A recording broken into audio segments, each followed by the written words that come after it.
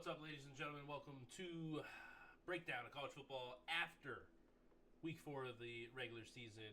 It's Sunday morning. NFL's about to kick off, but I'm going to recap kind of what my my college football model is spitting out for the college football playoff projections, playoff picture, whatever you want to call it, and just going to go through each team and kind of see where I believe in them, where my model is, why my model's like that, whether I'm higher or lower subjectively. Or whether I think my model is too high or too low on a team. So, big winners yesterday were Miami and Texas Tech. I think you could argue that Indiana was as well. Miami now has a pretty good shot at getting a bye with how their schedule breaks out. I don't want to say they only have one game left, but they might only have one game, tougher game left with Florida State sitting there. Before I get into this, the two things, as you can see, I have Texas Tech in the playoff as the 8th seed, getting a home game. Iowa State and TCU are on the bubble. I also have Florida State on the bubble with Miami in the playoff as well. One thing that I think could be a problem for me and how my model works in its current state is that the committee could totally flip on how they rate schedules. In the past, schedule wasn't a huge factor into the rankings. To the college football playoff rankings. Obviously, we won't know until a month and a half or so from now that whether they're going to be making a change to that model or not. My model is looking at past data, past rankings to kind of formulate this picture you see on your screen. So that is one thing. They made a comment before the year that they might be looking into changing that or changing how they use that. Last year, we saw SMU get in ahead of Alabama. SMU goes to Penn State and gets absolutely walloped. So that is a concern for me going forward. So I might be overrating the Big 12 in ACC, therefore underrating mainly the SEC, but a little bit of the Big 10 as well, I think. So just a kind of full disclaimer before we get into it. We'll just go top to bottom here. Ohio State, I do believe they are the best team in the country by a small margin. They have a very big win against Texas.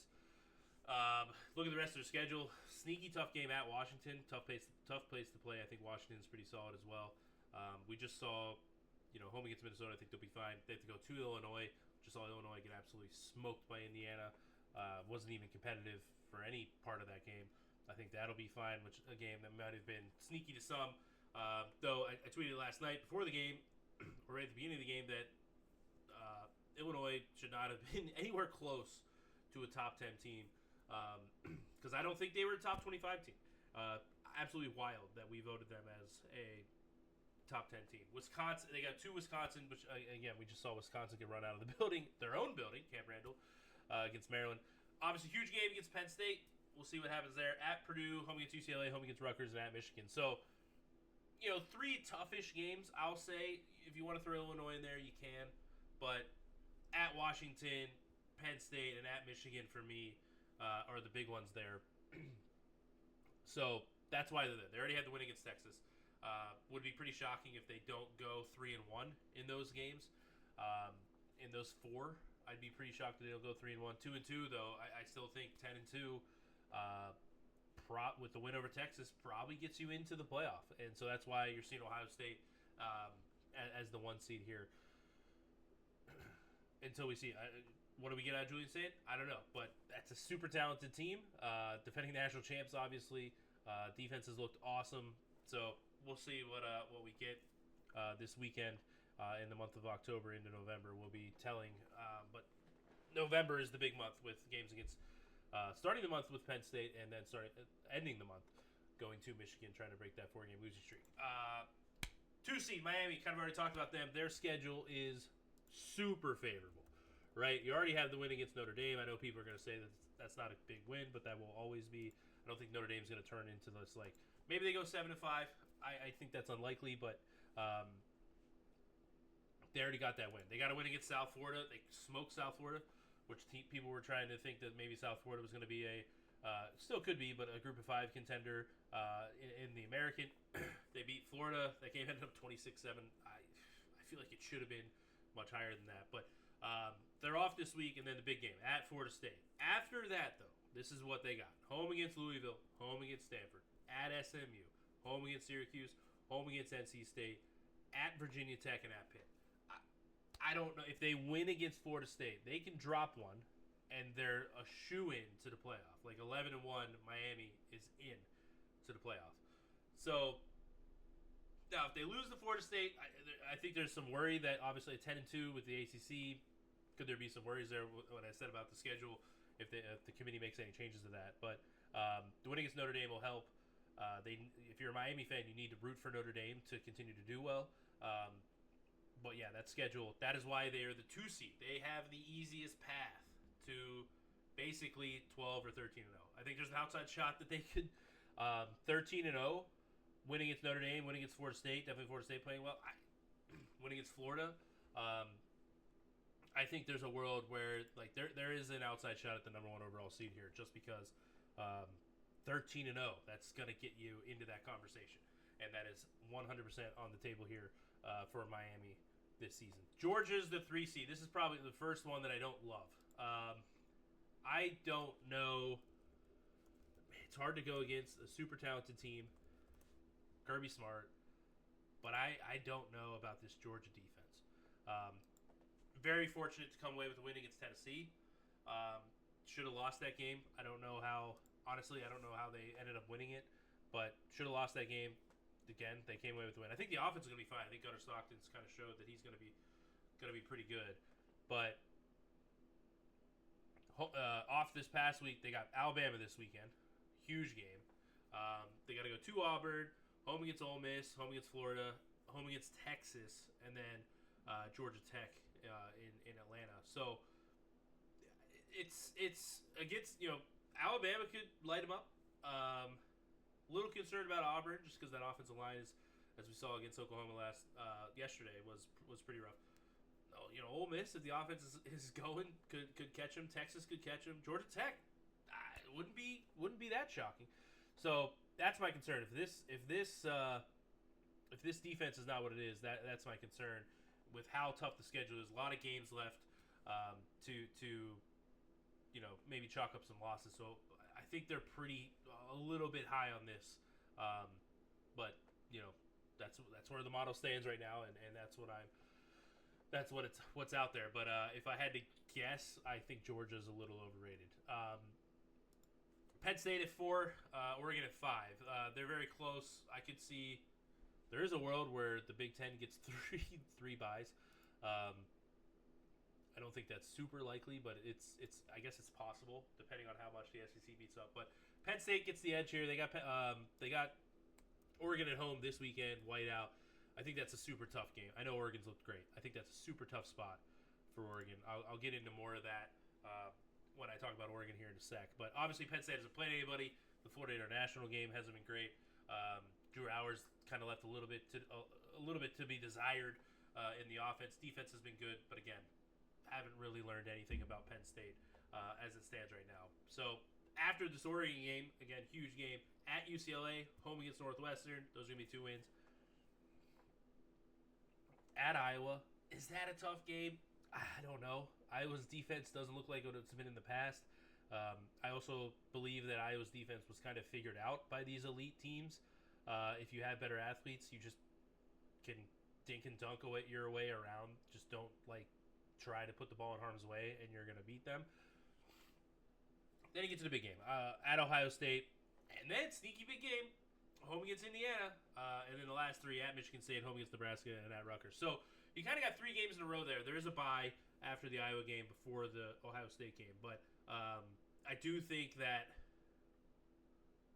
they, beat Oregon. Their odds are going to shoot up. I think probably 90%. Right now, I have them in mid-70s. Yeah, 74 feels low. I'm happy to admit that. But beat Oregon, going to be in the 90s because you can lose Ohio State, and then they're going to be probably 10-point favorites at Iowa, and then probably double-digit favorites at home. I'm not a believer in Indiana. I think Indiana's good, but step up in competition. We kind of saw it last year. I don't think they're there yet. And I don't know if they ever will be. It's Indiana. But I don't think they're there yet. So, believe in Penn State. have a very great shot of getting to a bye. Only question is that offense, and can Drew Howard get it done against in those big games? Oregon, I don't know about Oregon's defense this year, but definitely the game at Ohio State, I'll be looking for see if Howard can have a big game against a good team. Oregon, moving on to them. Obviously, huge game this weekend. They travel to Penn State. I don't love them here. They're a little bit of they're an underdog. I think that's rightfully so. I think I make Penn State -4.5.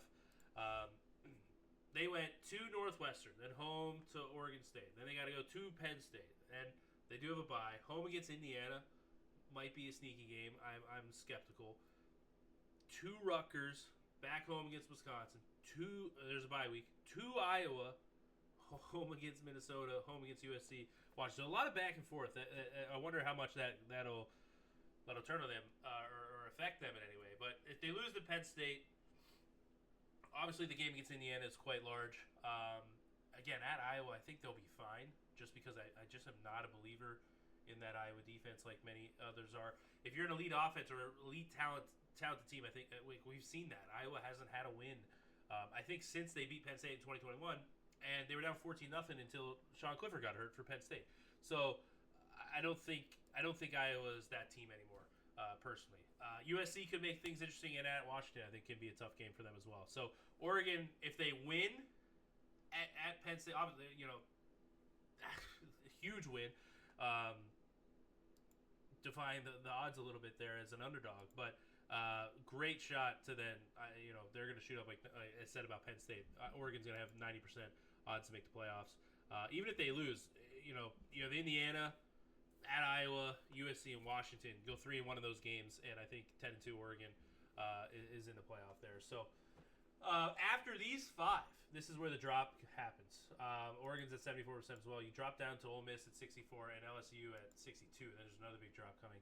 And what's interesting is I'm not a huge believer in either of these teams.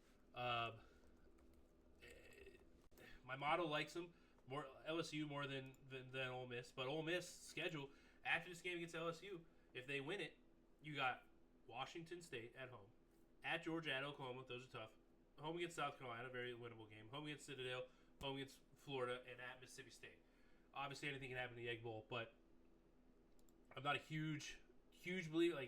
Lane Kiffin team always going to drop a game that they can't, so it kind of feels like a must-win. I'd be absolutely shocked if they go to Georgia and to Oklahoma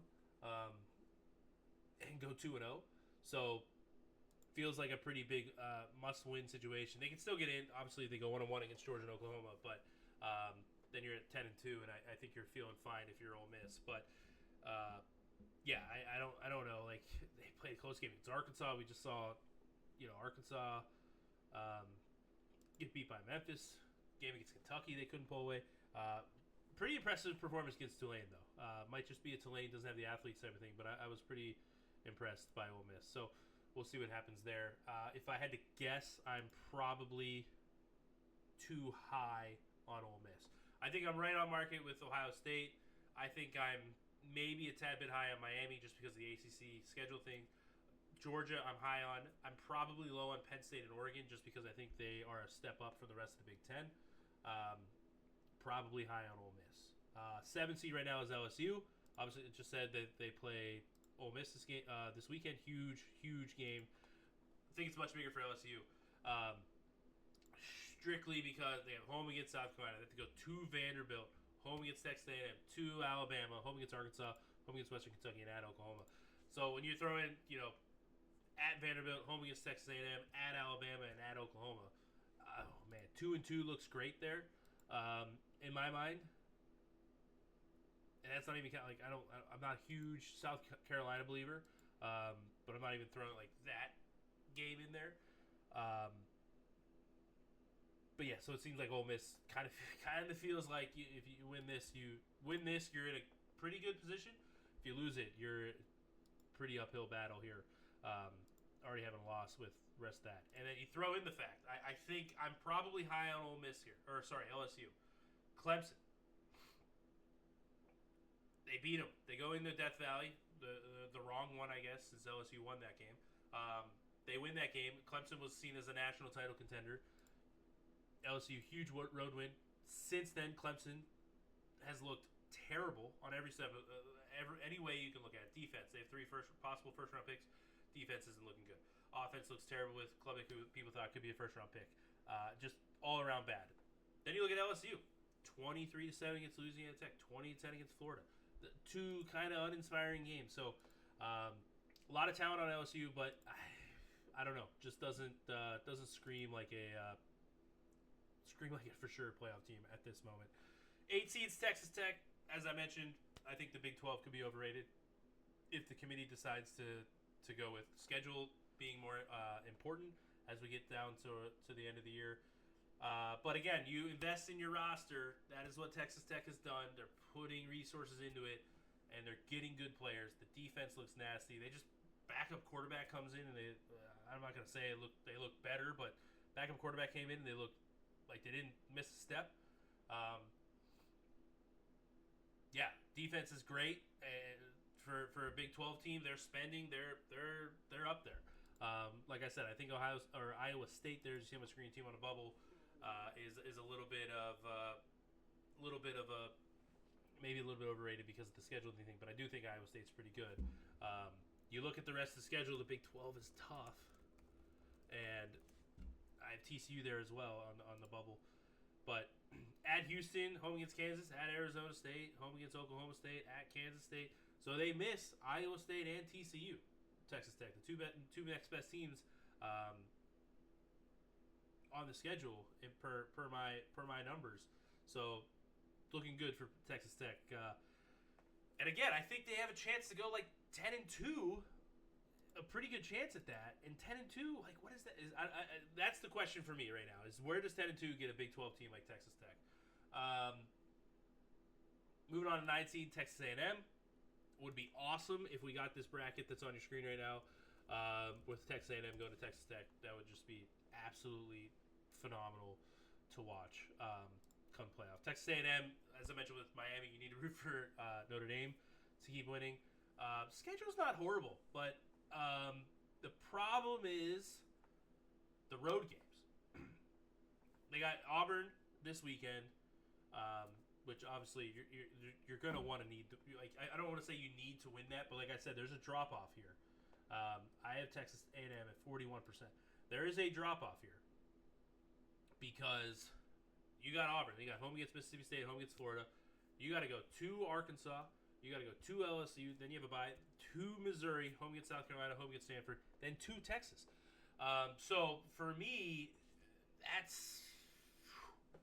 that's a stretch there from October 25th on. You can even throw Arkansas as a tough spot at Arkansas, wedged between Florida and LSU.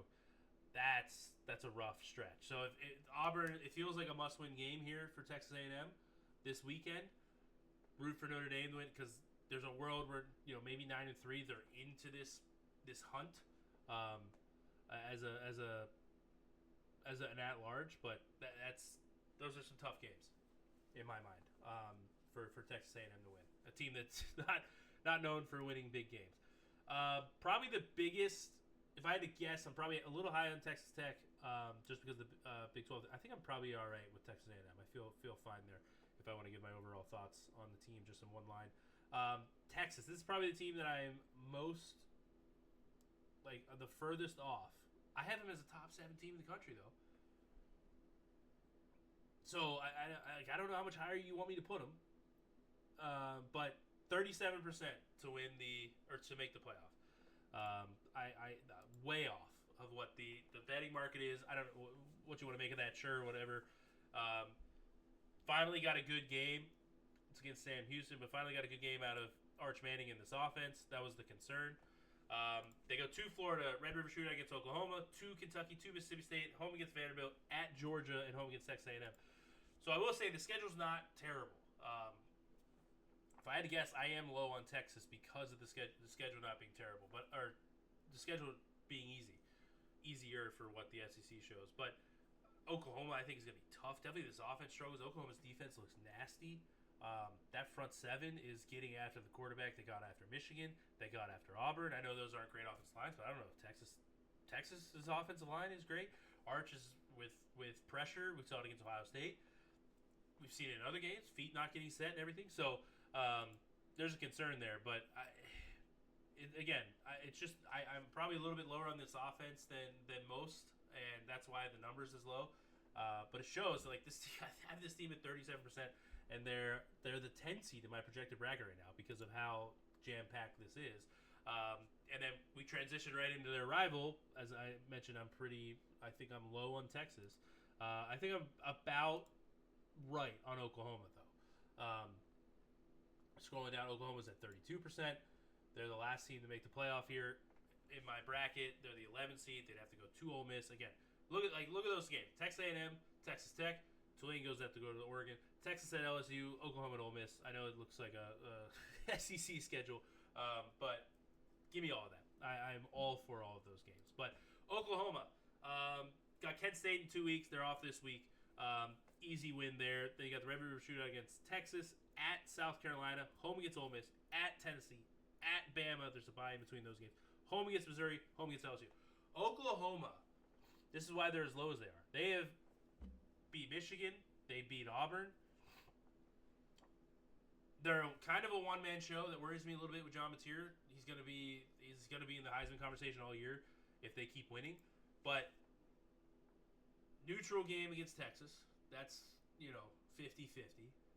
At South Carolina, I'm not a huge South Carolina guy, but that's a tough game to win. Home against Ole Miss, that's not going to be an easy one. At Tennessee, that's not going to be easy. At Alabama, not going to be easy. Home against Missouri, Missouri looks pretty good. And home against LSU.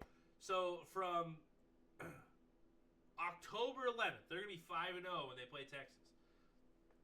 I don't know if, I guess at South Carolina, it's like coin flips the rest of the way.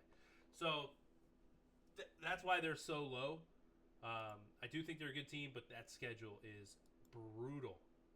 And again, they've already went 2-0. They've already hit on the plus side of the coin. If you want to say coin flip games between Michigan and Auburn, going 2-0. So probably I feel pretty confident that I'm right with Oklahoma. But yeah, that schedule is brutal the rest of the way. Iowa State, as I mentioned, I'll run through the rest of these teams quick. I'm a little,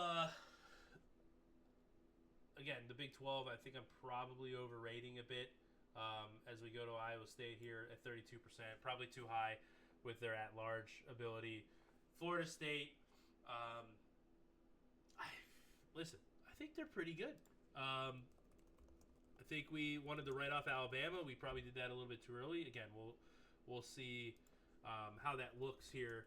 Definitely with Alabama traveling to Georgia this weekend. But again, through the ACC. Now, what's the at-large bid looking like? They got to go to Virginia this weekend, Friday night game. I don't think that's terrible. Like, that should be a win. If they're as good as I think, that should be a win. They got Miami. Then that's the big game, obviously. They win that, they're looking great. Even if they lose it, though. Home against Pitt, at Stanford, home against Wake Forest, at Clemson, home against Virginia Tech, at NC State, at Florida. So Florida's not going to be a super easy one. But Clemson, the fact that Clemson's looked so bad and they're just spiraling out of control into the depths of the ACC. I don't know if they want to say that they're the Florida State of last year. I don't know if they'll be that bad. But that's a winnable game now. Like I would expect Florida State should win that game if they're going to be back to what we expect. So it's open. You're undefeated. You have a win over Alabama. You root for Alabama to keep winning. The question then becomes: what is 10-2? Is 10-2 Florida State in with, say, losses at Clemson? That's the tough part. At Florida, maybe Florida gets seen as a good team. Their schedule's so tough. If they lose to Miami, if they beat Miami, though, I think 10-2 doesn't get you in because then you have two bad losses probably, or seen as not good losses. But yeah, beat Miami, and I think you're feeling pretty good. If you lose, you win out, and you're in. And that's the other question. What if you're in the same boat as last year? Miami goes, say they go undefeated, Florida State 11-1, and Miami beats them again. Is 11-2 Florida State in? Like, with a win over Alabama, is that the key for them? We'll see. Tulane's my biggest group of five. Not gonna spend a ton of time on them. Probably overrating them, or maybe underrating Memphis. But I do think the rest of the AAC is like South Florida, Navy, Memphis, all like should be an awesome race. My worry is that I don't think they play each other. If I remember, I don't have it in front of me. My worry is that Boise State can like sneak their way back in by winning games when the AAC kind of beats up on each other. And definitely if Boise beats Notre Dame, that'll be an interesting development. TCU again, same thing as Iowa State. There, I was pretty high on them coming into the year, but I think I'm probably overrating the Big 12. Alabama is the interesting one for me. I have them as a top 5 team still, despite their loss to Florida State. Schedule brutal. At Georgia, home against Vanderbilt. At Missouri, home against Tennessee. At South Carolina, home against LSU. Home against Oklahoma. Home against Eastern Illinois. At Auburn. That's 8 games left. 8 games you throw out to Eastern Illinois. I don't know kind of what your ceiling is with how good they are. It's a hard thing. That's why my most likely record for them is 8-4. The question is, with how tough this schedule is, and definitely if you're an Alabama fan, you have to root for Florida State. 9-3 Alabama is gonna be in the playoff. That's my. I'll put it on there. If Florida State is good, he goes like 11-1 or better. 9-3 Alabama will make the playoff. That's my guess. Tennessee, they're at 29%. Next team, like I said, this SEC like race is gonna be nuts because already have so many teams in there, and then you're coming down the list here of Alabama, Tennessee, and Missouri even. I might be a little low on them. Tennessee at Mississippi State, home against Arkansas, at Alabama, at Kentucky, home against Oklahoma, New Mexico State, at Florida, and Vanderbilt. Not terrible. See, Aguilar's been a pleasant surprise for them. To me, I guess, based on what my expectations were coming into the season. Schedule's manageable, but the problem is 9-3. I don't think a 9-3 Tennessee outduels a 9-3 Bama there. Going to be huge. Who comes out victorious in that game? I think for a potential tiebreaker, if you will, as we get to the rest of the season here. So just quick through USC, Indiana, and Michigan here, and then Washington also. Big Ten race. This is what I meant about the Big Ten race could get fun. Indiana. Actually, let's start with USC. USC, I had high hopes for them. I thought they could possibly be like more of your traditional Lincoln Riley team. They have to go to Illinois. I don't love these teams going east. That's a concern for me. Defense left a little bit to desire against Michigan State last night, but they got to go to Illinois. Then they're on a bye, and then you got Michigan, and then at Notre Dame. That's going to be a huge stretch for them into what their playoffs odds are. But then bye week, then you got to go to Nebraska again, traveling. Home against Northwestern, they'll be fine. I think home against Iowa, they'll be fine. And then at Oregon, big one. So if you're in like 10-2, you got to go 10-2. So Illinois, Michigan, Notre Dame, Nebraska, Iowa, Oregon, you got to find a way to only lose 2 of those games. Right now, most likely record is 9-3 per my model. So that'll be an interesting team to watch, because if the defense holds up, I think they could actually be sneaky, like sneak into the Big Ten title game type team. Definitely if they can spring an upset against Oregon. So Indiana, I said they're the interesting team. They play at Oregon and at Penn State. They can be the team that kind of messes things up. They go to Iowa this weekend. Then at Iowa, bye week, at Oregon, home against Michigan State, home against UCLA, at Maryland, at Penn State, home against Wisconsin, at Purdue. They have a path. Like, if they win every game but Oregon and Penn State, it's the same thing as last year, pretty much. We'll see what happens with the schedule, because their out-of-conference wasn't great. But if Illinois still ends up decent and Iowa ends up decent, and then if they keep it respectable against Oregon and Penn State, then you find State like Maryland's decent too. If Maryland looks competent and they win that game, there's some decent wins on there. At Iowa. If they can sneak one of Oregon and Penn State, I think they're going to make the playoff for sure. It's just whether 10-2 Indiana gets the conference bug or not. Michigan, I don't know what to make of this Michigan. A lot of people are like, hey, Bryce Underwood's going to get better. That's possible. Game against Nebraska, they only won 3 by 3, but honestly, they should have. They gave up a Hail Mary that never should have happened. That was a coaching malpractice by Michigan. And then a score was late, up 2 scores. That game was it was weird because it wasn't as close as what the final score was, but Michigan, from a success rate standpoint, wasn't great either. Have some concerns. But home against Wisconsin, at USC, home against Washington. Those two USC and Washington games are going to be tough. Then they got two Michigan State. That'll be a tough game. At Maryland is going to be a sneaky tough game because it's before Ohio State. Again, they already have one loss. Their schedule, a lot's going to depend on how good USC and Washington become. 9-3 is not getting you in. 10-2 will. It's just, can you get through USC, Washington, Maryland, and Ohio State? I'll throw those one. At Michigan State gets weird too, but can you get through those with one loss? That seems like a tall order. That's why they're at 25%. So Louisville, Georgia Tech. Not going to dive in deep in them. Washington, another team that I think could be sneaky, but that kind of rounds it up. Notre Dame at 20%. I don't know if they have the defense this year, guys. I don't know if they do. I was a kind of a backer for them after they lost the first two, but after seeing them against Purdue, I think the defense is too much. Might be too much to overcome there. And then the schedule's not. What Notre Dame has done is they don't play anybody horrible. But they don't play a lot of like elite teams. Now you have Miami and Texas A&M, get them off the board. But like the rest of the way, it's like at Arkansas, okay, home against Boise, okay. Like I don't think NC State's anything. Home against USC, we'll be talking about. At Boston College, home against Navy. At Pitt, home against Syracuse, with Angeli with a bad injury yesterday, and then at Stanford. There's some wins there. 10-2. I will say, I think 10-2. You got to root for USC if you're a Notre Dame fan. But I think 10-2 Notre Dame gets in. So that's it for me. That's a quick roundup. Went a little bit longer than I thought, but about a half hour here. That's my projected bracket as we get out of week 4, as we head towards week 5. Huge games. Penn State and Oregon in a whiteout. Georgia, Alabama. Ole Miss, LSU. Going to be a huge game for playoff implications. So as always, you can find my stuff at The Athletic. Follow me on Twitter, X, Instagram, Blue Sky, any social media content at AMOC419.